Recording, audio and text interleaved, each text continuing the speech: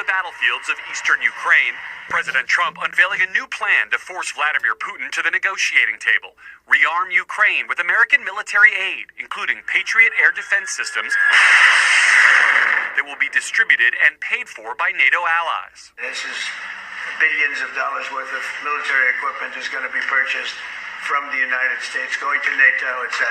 They're paying for everything. We're not paying anymore. President Trump also setting a 50-day deadline for Putin to make a deal to end the war or face imposition of what he called secondary tariffs, meant to choke off Russia's economy through steep penalties on its trading partners. We're going to be doing secondary tariffs if we don't have a deal in 50 days. It's very simple.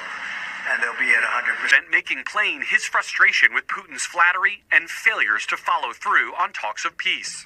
I go home, I tell the First Lady, and I spoke to Vladimir today. We had a wonderful conversation.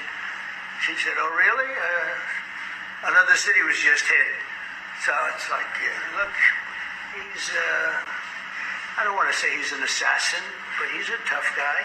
Він почав візит. Ukraine's President Zelensky reacting, saying, I'm grateful to President Trump for his readiness to help protect our people's lives. Tonight, President Trump also responding to former President Biden, who, in a new interview with the New York Times, called Trump and other Republicans liars for saying his aides had used an auto pen without his authorization for thousands of pardons and clemencies issued in his administration's final weeks. Biden telling the Times, quote, I made every decision, while acknowledging his staff used an auto pen to apply his signature because, he said, we're talking about a whole lot of people. Trump, who has also made use of an auto pen, responding. I guarantee you he knew nothing about what he was signing. I guarantee it. And tonight, in a victory for President Trump, the Supreme Court ruled he can fire nearly 1,400 employees at the Department of Education after a lower court blocked the mass layoff. The president wants to eliminate the department, which only Congress can do. Tom? All right, Gary. We thank you for watching.